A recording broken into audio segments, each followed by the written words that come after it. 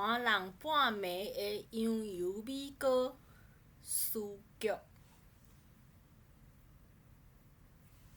阮兜是一个大家族，头喙足济，大大细细要25人。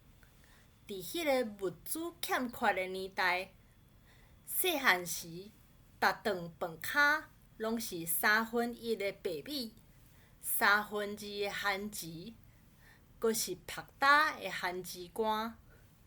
虽罔讲阮兜有4个人伫公家机关甲学校咧上班，也毋过济人食用，所致换家的大伯顾不将1仙5厘欠欠仔用，袂用得乌白拍算。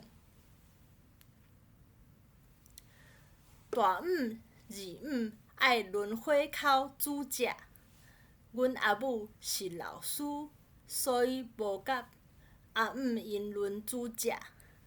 虽罔爱欠，也毋过嘛3不5时爱补一个，所以寒人阿嬷会吩咐煮食的阿姆准备一份阮逐个人拢足期待的羊油米糕。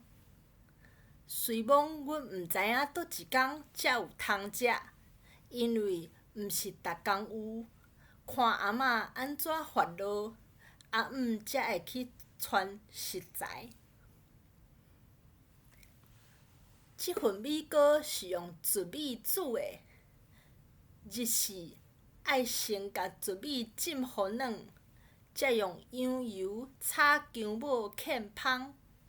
即时糯米落鼎做伙炒，摆火甲糯米炒熟，才算完成。伫冷冷阁寒的暗暝，困到半暝，互大人叫起来食迄碗烧、芳，阁有滋味的米糕，一人一碗捧去房间食，心肝底感觉足烧热。囡仔时敢若感觉诚芳、诚好食，暗时食袂完的米糕2碗烧到。第2天透早拜托阿姆煎复烧，迄款滋味还阁较芳。这是阮兜寒人半暝仔的米糕，互阮不时就足少念。也毋过会晓炒即味米糕的时代拢做先去啊！阮即马所少念的滋味，除了迄落芳，也有时代对厝内所有人的关怀甲疼痛。以早住伫正新户龄内底的兄弟姊妹仔，即马恁拢好无？